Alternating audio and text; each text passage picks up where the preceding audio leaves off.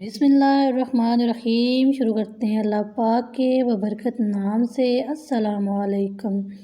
आज मैं आपके लिए गुड़ की रेसिपी लेके आई हूँ, गुड़ गट्टा रेसिपी और गुड़ की टॉफ़ी बोल लें तो ये जो है बहुत ज़्यादा अभी भी बच्चों में काफ़ी ज़्यादा ये फेवरेट है और हम बनाएंगे। इसको बनाना बहुत ही आसान है। चलते हैं रेसिपी को स्टार्ट करते हैं। तो सबसे पहले हम लेंगे एक प्लेट और इसको हम ऑयल से ग्रीस करेंगे अच्छी तरह से। तो आप कोई सा भी बर्तन सेट कर सकते हैं जिसमें आपने मिक्सचर को डालना है। तो क्योंकि हमने मिक्सचर को रेस्ट नहीं देना, तो सबसे पहला काम यही करना है कि जिस बर्तन में हम उसको सेट करेंगे ऑयल से इसको अच्छी तरह से ग्रीस कर लेना है। यहाँ पे मैंने 3 अदद गुड़ लिए हैं अच्छी क्वालिटी के, तो आपने भी ऐसे ही गुड़ लेने हैं अच्छी क्वालिटी के। और अभी मैंने इनको तोड़ लिया है, छोटे छोटे पीसेस में कर लिया है।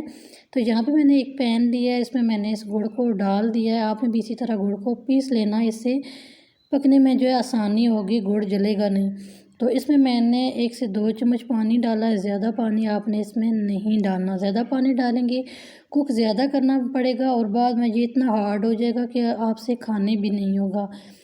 तो अभी हम इसको पकाएंगे 3 से 4 मिनट तक, थोड़ा सा हम इसको थिक करेंगे। तो बाज़ दफ़ा ऐसा होता है इसको बनाते हैं या तो दांतों के साथ चिपक जाता है या फिर ये इतना हार्ड हो जाता है, ये चबाने नहीं होता। तो यहाँ पे 2 चीज़ें आपको बताऊँगी जिनको आपने फ़ॉलो करना है। एक, पानी इसमें आपने कम डालना है। दूसरा, आपने इसको ओवर कुक नहीं करना है। इन 2 बातों का ख़्याल रखेंगे तो बहुत अच्छी ये गुड़ की टॉफ़ी बन के तैयार होगी। तो यहाँ पे अभी हम इसको पकाएंगे। तो यहाँ पे मैंने लिया है हाफ़ टी स्पून से थोड़ा सा कम मैंने बेकिंग सोडा लिया है। एक होता है बेकिंग पाउडर और एक होता है बेकिंग सोडा। तो हमने बेकिंग पाउडर नहीं लेना, बेकिंग सोडा लेना है, ठीक है। तो यहाँ पे मैंने हाफ़ टी स्पून से थोड़ा सा कम मैंने बेकिंग सोडा ले लिया है। अगर आपने गुड़ की क्वांटिटी ज़्यादा ली है तो आप हाफ़ टी स्पून का इस्तेमाल कर लें। यहाँ पे अभी हम चेक करेंगे कि गुड़ जो है अच्छी तरह से पक के तैयार हो गया है। तो यहाँ पे हम पानी लेंगे तो थोड़ा सा हम गुड़ इसमें डालेंगे लिक्विड और इस तरह हम इसको चेक कर लेंगे। तो अभी ये जो है कैरेमल है, तो इसको हम 1-2 बार चेक करेंगे और थोड़ा सा हम इसको पकाएंगे। तो 1 से 2 मिनट तक हमें मज़ीद इसको पकाएंगे।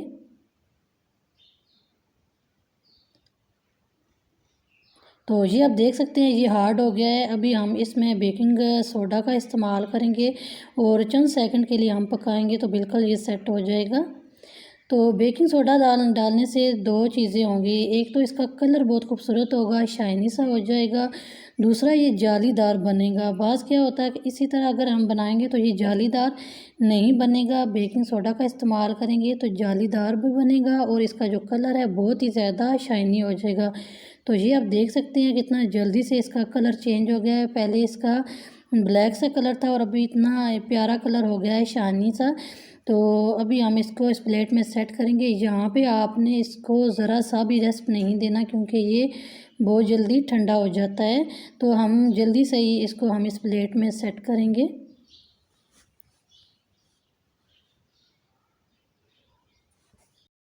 यहाँ पे ज़रा सी भी रेसिपी अच्छी लग रही हो तो रेसिपी को लाइक कीजिएगा। चैनल को सब्सक्राइब नहीं किया हुआ तो सब्सक्राइब किए बिना आपने इस रेसिपी को स्किप नहीं करना। चैनल को लाजमी सब्सक्राइब कीजिएगा ताकि जल्दी से वाईटी फैमिली कंप्लीट हो जाए। और ज़्यादा से ज़्यादा इस रेसिपी को शेयर करें अपने फ्रेंड्स एंड फैमिली मेम्बर्स में। तो देखिए इसको मैंने कटिंग भी कर लिया, इस तरह ये टूटेगा भी आसानी से। तो ये आप देख सकते हैं कितना ज़बरदस्त गुड़ गट्टा तैयार हुआ है। गुड़ की टॉफ़ी खा लें, इसको जब तोड़ेंगे तो कड़क की आवाज़ आएगी, यही बेहतरीन रेसिपी है इसकी।